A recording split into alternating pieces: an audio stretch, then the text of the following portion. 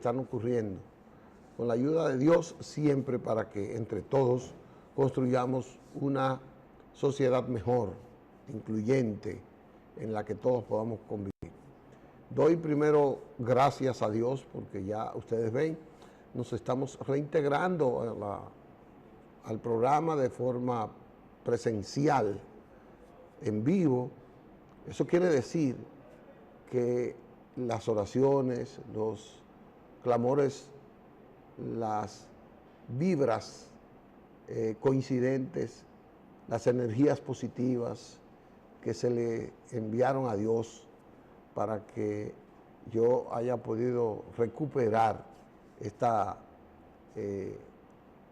salud que me afectó durante un tiempo, la salud visual. Todavía estamos en proceso de recuperación, pero ya vamos a un proceso adelantado, guardando el reposo debido. Esto es disciplinado con los requerimientos que los médicos nos han puesto.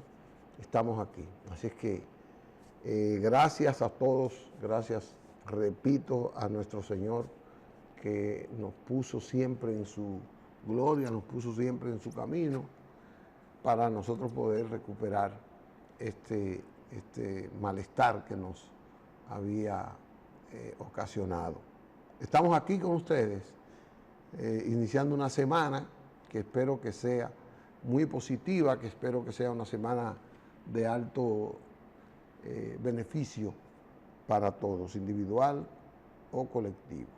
Hoy recuerden, estamos en una red de cables, en el canal 19, Cinevisión, todos los cables del 19 en todo el país, retransmitidos, más de 800 cables en todo el 19, en todas las compañías de cable. Estamos en el 19 y sobre todo estamos en el nivel internacional con Dominica Network, también en el 19, en las plataformas digitales de YouTube. Estamos del canal Cinevisión y de Periodismo y Sociedad TV, en Facebook Live, Andrés Matos, ahí nos pueden ver a cualquier hora también. Y en los teléfonos estamos con ustedes de manera de interacción. Hoy es 15 de mayo. Hay muchas cosas que celebrar y quiero comentar estas cosas, pedirle permiso. Sabe que tenemos al doctor Alfredo Polanco en el día de hoy con su acostumbrada ponencia de los lunes, pero antes del doctor quiero resaltar lo siguiente. Primero, enviar las condolencias a ese gran ciudadano, Abel Martínez Durán.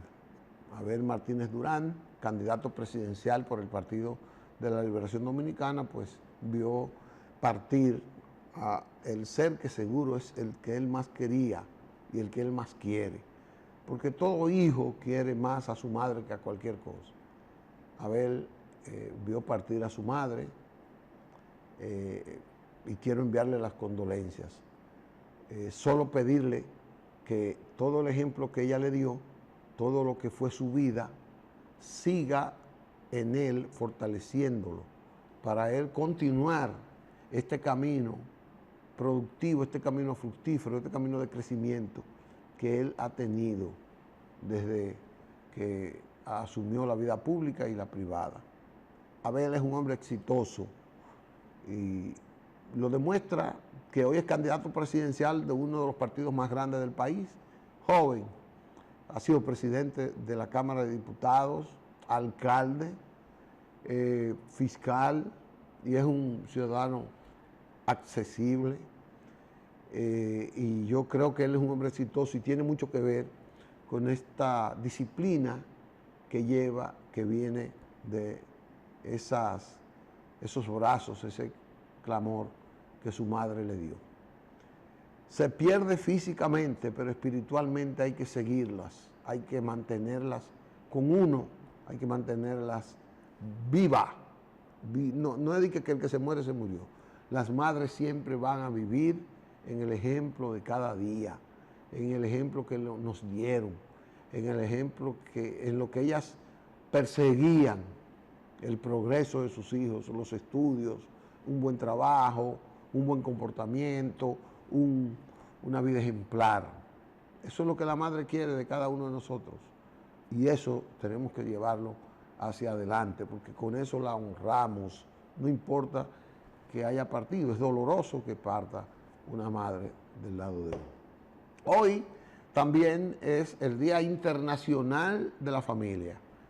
Este día fue establecido por las Naciones Unidas como forma de concientizar a la sociedad, a la humanidad, de siempre luchar por la unidad familiar, por la sanidad espiritual de la familia, porque esa sanidad espiritual de la familia, esa unidad familiar, ese proyecto de vida de la familia es lo que nos da una mejor sociedad, es lo que nos permite una sociedad. Así como nosotros en el cuerpo humano tenemos la célula como la unidad de vida más pequeña, pero unidad de vida, es la familia que compone los elementos que nos dan la vida en la unidad más pequeña, una célula.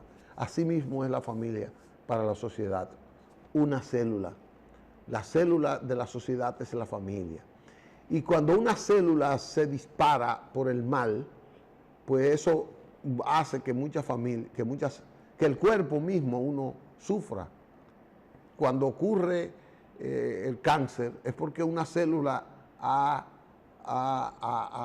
sido dislocada, ha sido afectada y se ha dispersado, se ha regado el mal de la unidad de esa célula. Eso mismo pasa en la sociedad. Cuando la familia no tiene esa unidad, esa visión, ese proyecto de vida unitaria, de progreso unitario, de que cada uno de sus miembros no se descarrile, eso hace que la sociedad sea defectuosa. Por eso tenemos que luchar y es positivo que recordemos hoy como el Día Internacional de la Familia, de la unidad familiar, de la calidad familiar en esa parte. También en República Dominicana hoy es un día también de la familia porque también se celebra el Día Nacional del Agricultor, el Día Nacional del Agricultor. El agricultor, cuando se instauró en 1946 un decreto del gobierno, que aunque no lo presidía él, pero él era el que mandaba, el dictador Trujillo, pues procuraba, perseguía, resaltar, alabar, reconocer el trabajo del agricultor dominicano. Y el agricultor dominicano de ese tiempo era familiar, era una agricultura familiar, era una agricultura en la que la familia se entregaba a producir lo que sembraba y todo, y había que ver la felicidad, la alegría de cada familia celebrando su producción. Coincide con el día de San Isidro Labrador, a propósito de que es a partir de 1960 el padrino, como el protector del agricultor, porque hoy también es día de San Isidro Labrador. Y a propósito, quiero saludar de que siendo día del agricultor, de San Isidro y de la familia, comenzó a llover en República Dominicana. Este fin de semana cayeron fuertes lluvias, permanentes lluvias, como en la línea noroeste, en el sur, en parte del Cibao, hasta en la capital llovió. Eso es halagüeño, eso es felicidad, porque eso permite que el clima cambie, que el agua cada día pueda abastecer más esas lluvias a las presas nos dan el agua para los canales, las presas nos dan el agua para la energía, las presas nos dan el agua para los acueductos. Y si llueve, pues evidentemente que las presas estarán bien. Miren qué lunes más feliz, más positivo, miren qué lunes más agradable este que vamos a comenzar hoy, aquí en Periodismo y Sociedad, en este su conversatorio objetivo, horizontal, transparente, incluyente que queremos hacer cada día. Con esto vamos, y les recordamos, tenemos otros temas, muchos temas más que vamos a hablar al final, pero tenemos al doctor Alfredo Polanco y vamos a una pausa para que el doctor Alfredo Polanco pueda conectarse y venimos con su tema de hoy de salud, salud familiar. Así que en breve volvemos con el doctor Alfredo Polanco.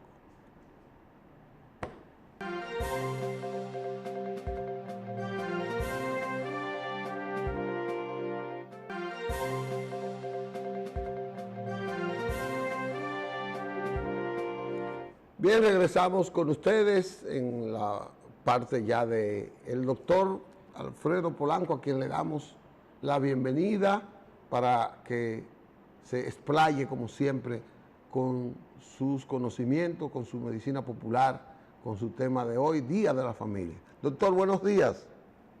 Buenos días, Licho. Buenos días a todo nuestro público que, como cada lunes, están pendientes de ese tema que vamos a traer, como es en el día de hoy, por ejemplo, que es Día de la Familia. Sin embargo, el tema a tratar será el tema de la hipertensión arterial. Cada 17 de mayo, la Organización Mundial de la Salud conmemora el Día Internacional de la Hipertensión Arterial. Es importante señalar que la hipertensión arterial corresponde a la primera causa de muerte a nivel mundial, directa o indirectamente. ¿Por qué? De los 17 millones y tantos que fallecieron en el año 2020 por cardiopatía, enfermedad cardiovascular, ¿cuál es la principal causa? La cardiopatía hipertensiva. O sea que es bastante importante nosotros entonces hablar de lo que es la hipertensión arterial. Es una enfermedad de bastante prevalencia a nivel mundial. Aproximadamente 1.280 millones de personas adultas en todo el mundo padecen de hipertensión arterial. Oigan bien, es una población semejante a la de la China o a la de India, completamente, que padezca de hipertensión arterial. Ahora bien, ¿qué ocurre? Prácticamente la mitad de esa población desconoce su condición de hipertenso. O sea, ahí ustedes van a ver el problema, yo siendo hipertenso y que no sepa que soy hipertenso. ¿Dónde más radica el problema? En que de las personas que conocen que son hipertensos, apenas el 46% están llevando un tratamiento y están controlados. ¿Qué implica eso? Que no hay ni 400 millones de personas de las 1.280 millones que padecen de hipertensión arterial que no están controladas. El problema es mayor en los países subdesarrollados, en los países que tienen limitado el acceso a los medicamentos, los países pobres, los países con escaso desarrollo sociocultural. Entonces ahí es más grave el asunto. ¿Por qué? Porque muchas de las personas que padecen de hipertensión arterial, que son diagnosticados, pues como la hipertensión arterial no da ninguna sintomatología en la mayoría de los casos, esa persona pues muchas veces alegan que no van a usar medicamentos para no hacerse adictos, como si eso creara adicción. O sea, los medicamentos antihipertensivos no crean hábito, no crean adicción. Simplemente, si usted es hipertenso, si usted es diabético, usted tiene que utilizar medicamentos para mantener una presión estable. Si usted es diabético, necesita medicamentos para tener unos niveles de azúcar en sangre estable. O sea que eso no va a conllevar a ninguna adicción. Es importante que todas las personas Bueno, doctor, hagan... Sí, pero hay que hacerle sí. ver que esa rutina a las personas es lo que le salva la vida. Que además de que no crea adicción, el que no lleva su medicamento, su disciplina en términos de la medicación, realmente nada más le queda un camino. Así es, Licho. Entonces, por eso tenemos unos niveles de presión que desde que uno ya tiene conciencia sabe que la presión normal es 12.8, 120/80, se abrevia 12.8. ¿Qué ocurre? Que todas las personas que en más de una ocasión tienen presión por encima de 140-90 milímetros de mercurio, ya esa persona es hipertenso. Ahora, claro está que hay formas de cómo tomarle la presión a una persona para no hacer un diagnóstico errado de que el paciente es hipertenso. Por eso lo primero es que el paciente debe estar en completo reposo. El paciente no debe de haber tomado café, haber fumado por lo menos media hora antes de tomarle la presión.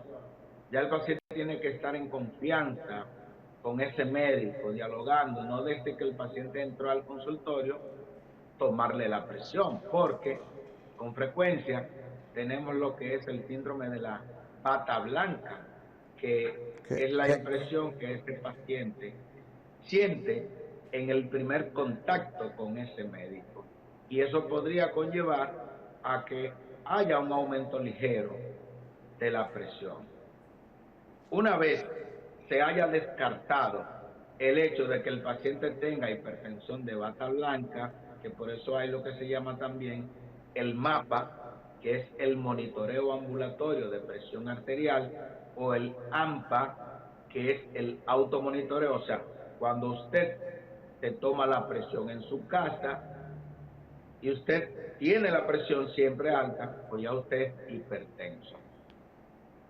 Cuando tenemos a un paciente ya diagnosticado como hipertenso, ya, olvídese el hecho, no queda más alternativa y quedan muy buenas alternativas que de utilizar los medicamentos antihipertensivos, que hay diferentes tipos de medicamentos para cada ocasión. Sin embargo, hay medicamentos que la Organización Mundial de la Salud y las diferentes instituciones tienen como medicamentos de primera línea para el manejo de la hipertensión arterial, que son medicamentos de fácil acceso para la población general. Puede iniciar con un solo medicamento, dependiendo de cuáles son los niveles de tensión arterial que hayan detectado al paciente, o con una combinación de 2 medicamentos a mitad de la dosis. Y luego ir aumentando la dosis del medicamento. ¿Para qué? Para de esta manera mantener una tensión arterial por debajo de los 130-80 milímetros de mercurio. ¿Qué ocurre si una persona mantiene constantemente niveles de tensión arterial elevada, como frecuentemente nos encontramos en todas las consultas, que la mayoría de los pacientes que le tomamos la presión, aún estando utilizando medicamentos, están descontrolados, pues esos pacientes van a tener problemas de un corazón grande? Yo mandé unas imágenes ahí que sería bueno que la pusieran para que las personas vayan edificándose. Manuel, ¿tiene unas imágenes? El paciente puede tener un aneurisma cerebral y ese aneurisma revienta, explota. Y entonces, se murió el paciente de una hemorragia cerebral. Pero la causa de esa hemorragia cerebral fue una presión arterial bastante elevada. Entonces, ¿de qué murió el paciente? De una hipertensión arterial que le conllevó a un ictus o infarto cerebral o aneurisma cerebral, una hemorragia cerebral. Esa es una causa. Otro problema que vamos a tener en este paciente es que va a tener un infarto cardíaco. ¿Por qué? Porque este corazón que está latiendo, que va forzado, porque está trabajando en contra de una presión que lamentablemente no está hecho para una presión 200/120, ese corazón va a cansarse y va a infartarse. Ahí vemos las arterias coronarias, ahí vemos los glóbulos rojos, las plaquetas. Ese paciente va a tener un infarto agudo al miocardio. Se murió de un infarto. ¿Cuál fue la causa de ese infarto? Una crisis hipertensiva.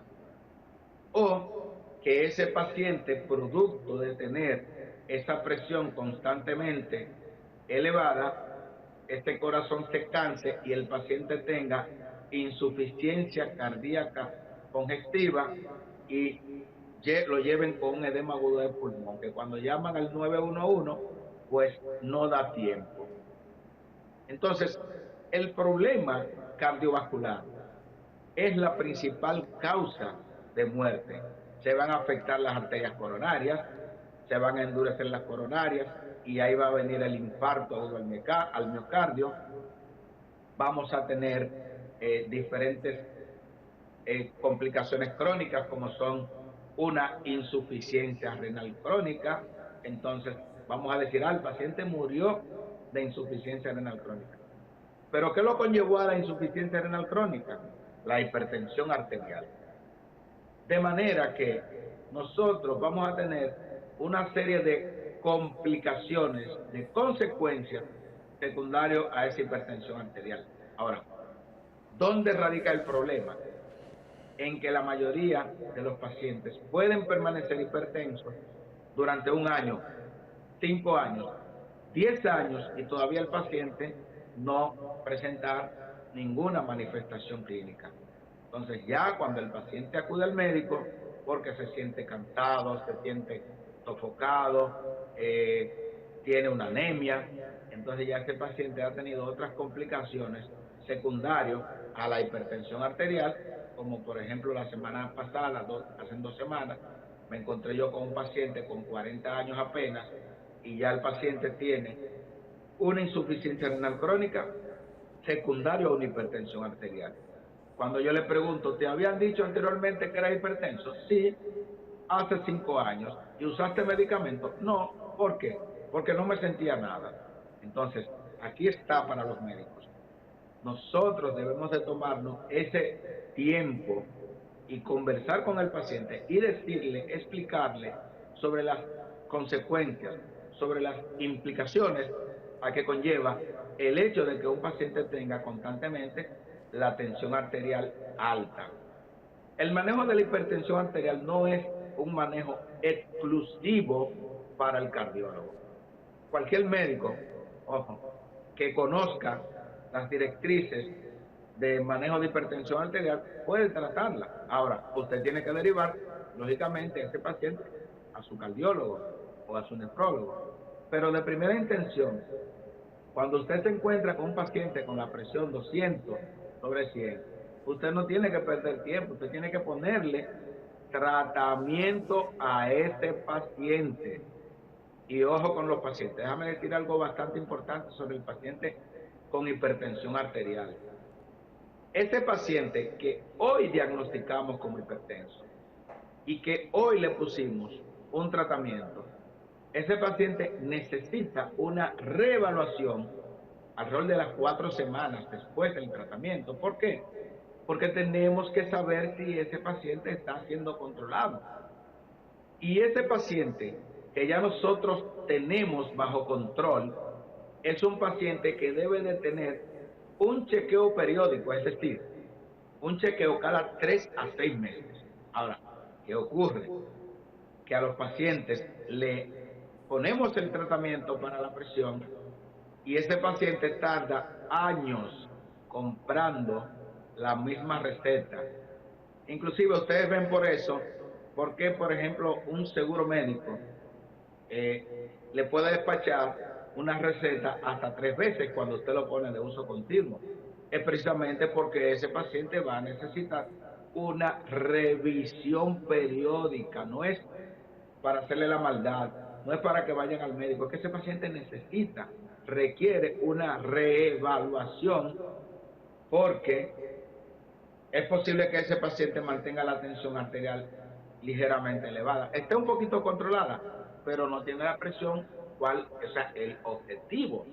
Entonces el paciente tenemos que seguir agregándole medicamentos antihipertensivos, agregando lo que es cambios del estilo de vida. ¿Por qué? Porque no son solamente los medicamentos antihipertensivos que me van a controlar la tensión arterial. Doctor, Tenemos que... Sí. quiero hacerle una pregunta, porque la prevención es vital, no solo para la hipertensión, la diabetes, todo lo que es la nefrología completa y las enfermedades catastróficas tienen mucho que ver su desarrollo con la poca prevención que ha habido, comenzando con la poca consulta al médico, que es lo que usted está resaltando ahora. Pero en el caso de la hipertensión, de la diabetes, que son los dos casos más manejables, pero más descuidados por la gente, pero son los más peligrosos, porque afectan todo lo que es ya el organismo. Eso no se puede desarrollar una política, una cultura de que la misma familia pueda ir controlando eso mensual, que pueda evaluarse eso mensual, sin que tenga necesariamente que ir al médico. Porque si la UNAP estuviera funcionando en cada comunidad, la UNAP fuera un ideal centro para detectar eso, para controlar eso. Muy importante tu pregunta, Licho, pero déjame decirte que hay actualmente, si mal no recuerdo, 10.4 de millones de personas en República Dominicana que están afiliados a los diferentes seguros. Oye, ¿de cuánto es nuestra población? Ok, vamos a esperar el censo. Sin embargo, tenemos más de 10 millones de personas que están afiliados a los diferentes seguros. O sea, los que están afiliados pueden acudir a su centro de salud que le corresponde, por lo menos una vez al año, que es lo que se llama el chequeo preventivo, que somos bastante abanderados de eso.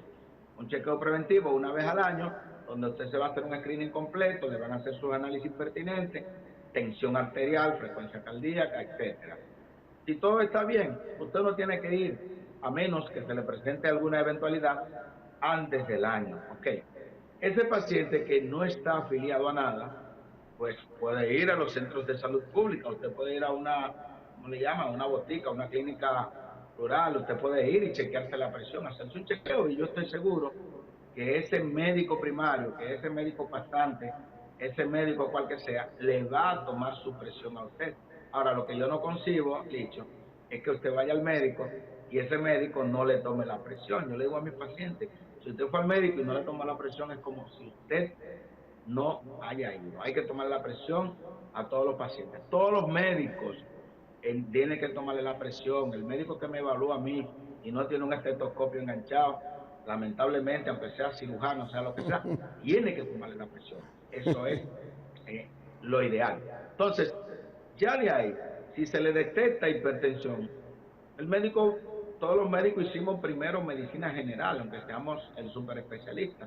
O sea, pero hay pacientes que usted no puede esperar a mandarlo a un especialista, a un internista, a un nefrólogo, a un cardiólogo, que usted tiene que aplicarle los medicamentos. Así lo dice la Organización Mundial de la Salud. O sea, el médico tiene que tener conocimiento del manejo inicial de las grandes pandemias, como son de la diabetes, como es la hipertensión arterial. Imagínate tú, 1.300 millones de personas en el mundo padecen de hipertensión arterial. O sea que todo médico debe de tener conocimiento mínimo de manejo de la hipertensión arterial. Usted le pone su medicamento, usted lo deriva.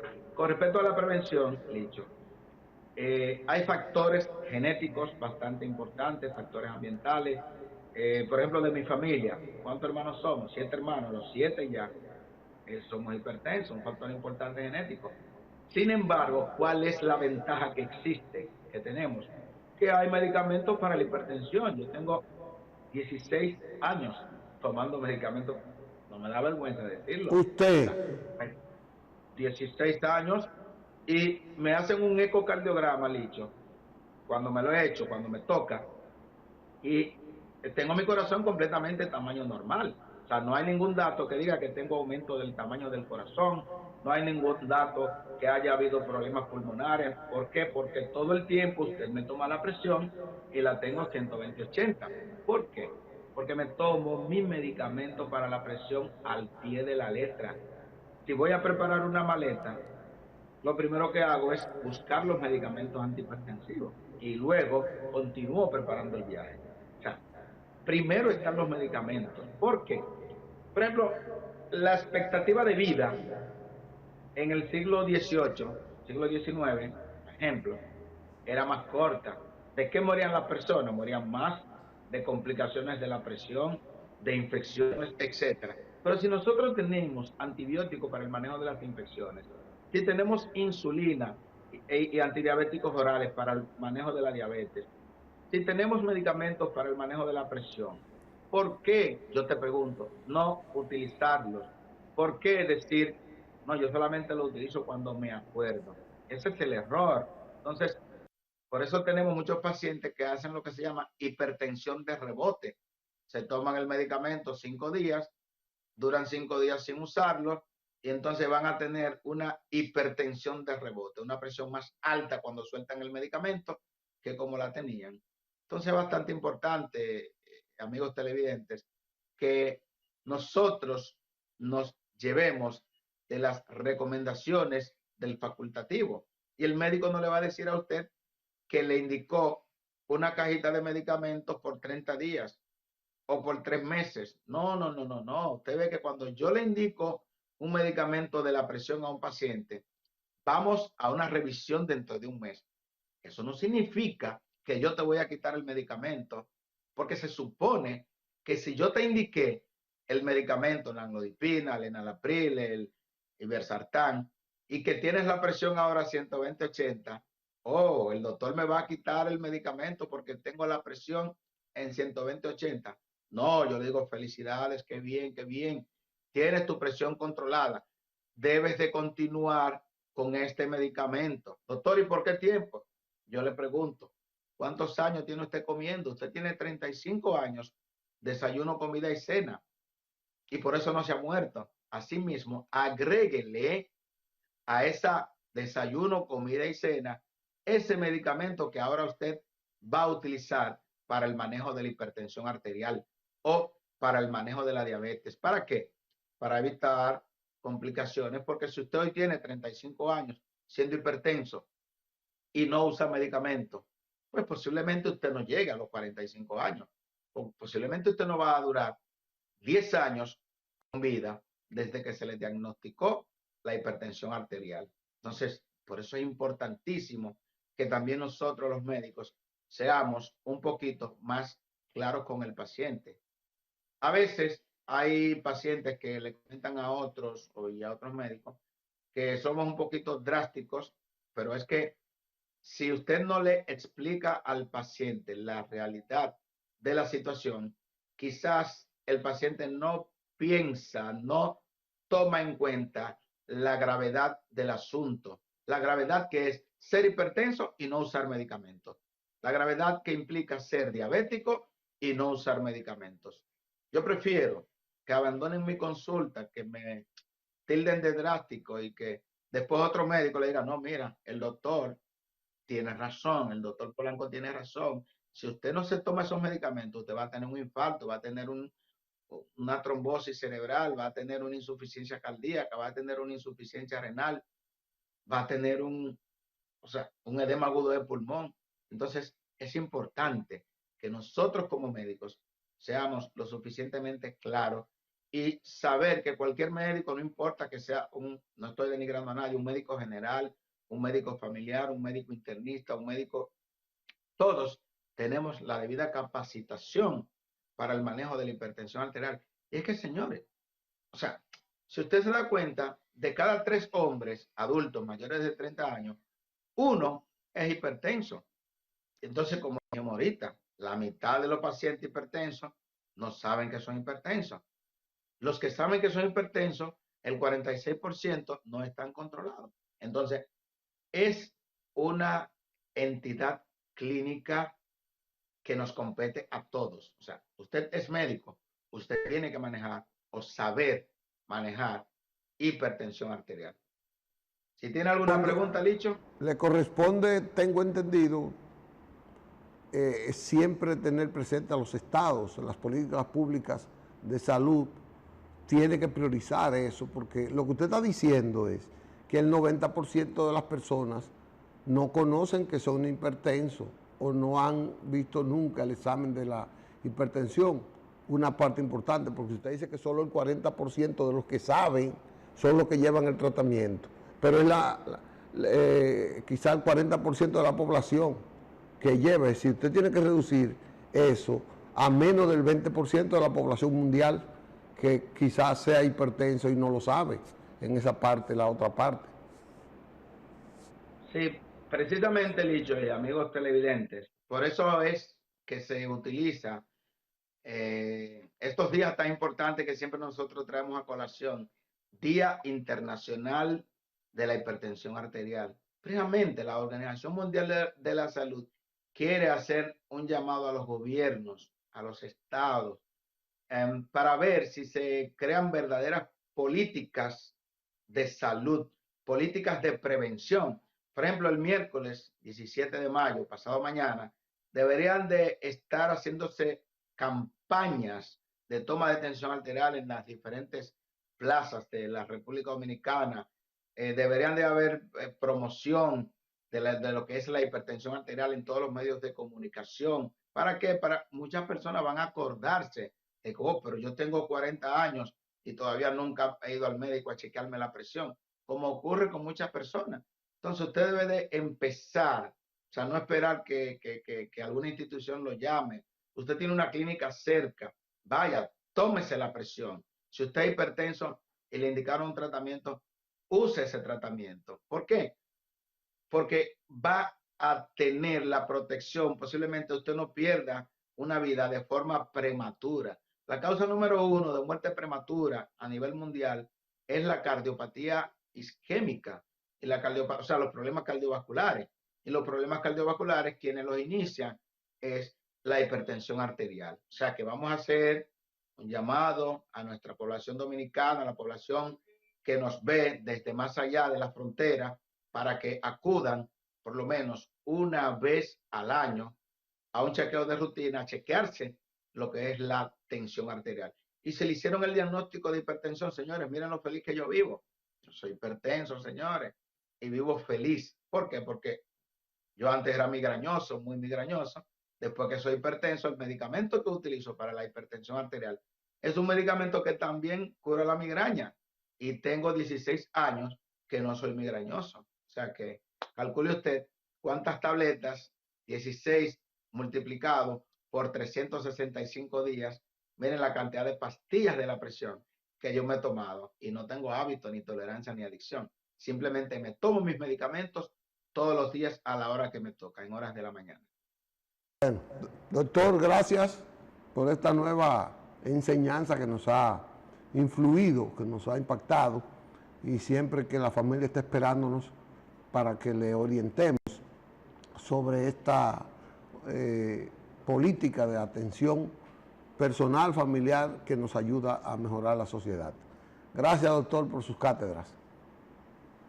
Bueno, nos veremos el próximo lunes si Dios, usted y yo lo queremos. Hasta luego. Nos veremos el próximo lunes con el doctor Alfredo Polanco en otro tema de actualidad. Vamos a una pausa, Manuel, y volvemos de inmediato.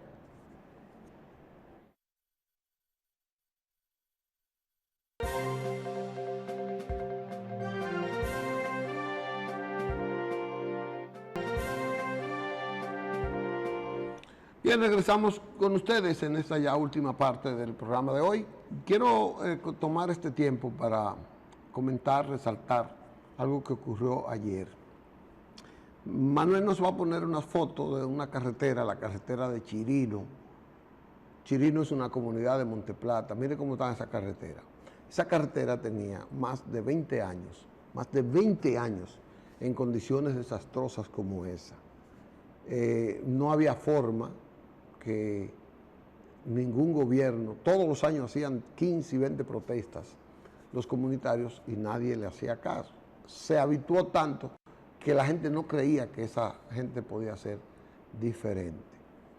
El 11 de mayo, en una travesía del candidato presidencial Luis Abinader, cruzó por esa carretera y dijo, pero esta carretera tiene que ser de las primeras que se hagan en el gobierno que yo vaya a presidir.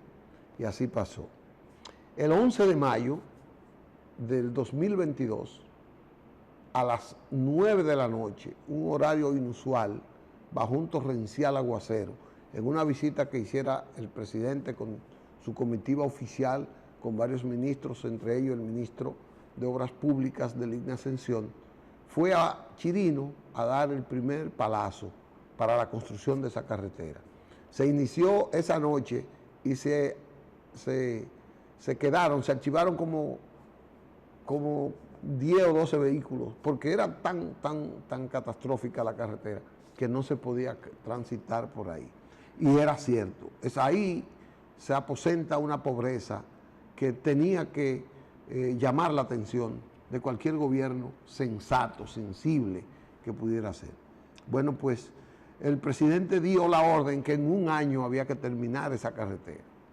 Y qué bueno, el Ministerio de Obras Públicas ayer, con el presidente tomó su discurso, resaltó su esfuerzo y la promesa que había hecho y entregó esa carretera de Chirino Monteplata, que es, repito, una de las obras más reclamadas en el país.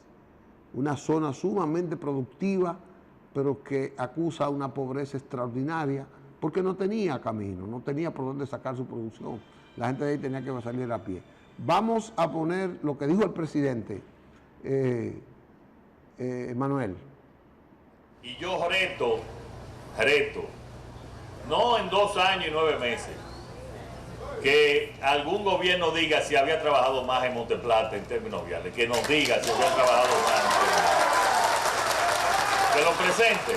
Esta carretera, que como dijo del INE, es de 13 kilómetros, pero va a tener una importancia muy especial porque en lo que se hacía antes en 40 minutos lo van a poder hacer ahora en 20 minutos. Es decir, ir desde aquí hasta Monteplata. ¿Y por qué eso es importante? Porque en unos meses vamos a abrir en Monteplata, que estamos trabajando, la UAS en Monteplata. Por lo tanto, los jóvenes van a tener aquí, y denle seguimiento, Rafaela, a esto que estoy diciendo, los jóvenes van a tener aquí un minibús, 1 o 2 minibús van a tener transporte para que puedan ir a la UAS. Y no solo a la UAS, sino también al ITLA. Hoy estamos acompañando al presidente a cumplir con una deuda histórica, no contraída por él, sino que como continuador del gobierno le ha dado respuesta y satisfacción, padre, y hacer de Chirino lo que usted decía, que no sea monte y culebra, sino una verdadera ciudad, un verdadero distrito, y ese es nuestro compromiso. Estamos entregando cerca de 13 kilómetros construidos con una inversión que supera los 400 millones de pesos. Estuvo el ministro de Obras Públicas de Línea Ascensión y el presidente de Línea Ascensión. El canal nos va a regalar un minutito para nosotros terminar con este programa, con este video que evidencia lo que es la carretera y lo que dice la gente de ahí. Manuel, si lo tiene listo, para nosotros sería un maravilloso fin.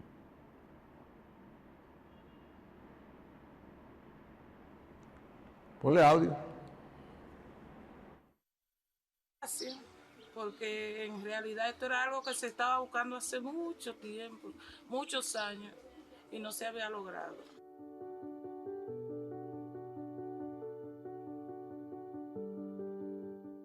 Nos vamos a beneficiar también, ¿ves? Polvo de maldad. Y hoyo y agua y pantano y todo. Ahora estamos, ya pensados, estamos ready. Vino y prometió la carretera y ya está hecha. La van a extender hasta La Victoria, por ahí. Viene de aquí del 5, y que la van a lograr pegarla ahí a la Samaná, unirla, pues es un cambio.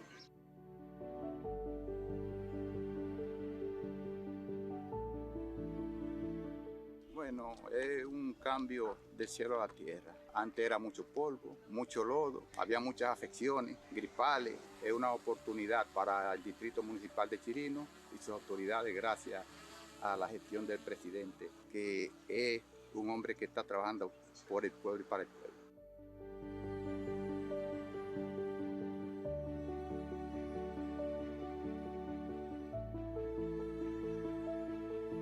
Ministerio de Obras Públicas y Comunicaciones.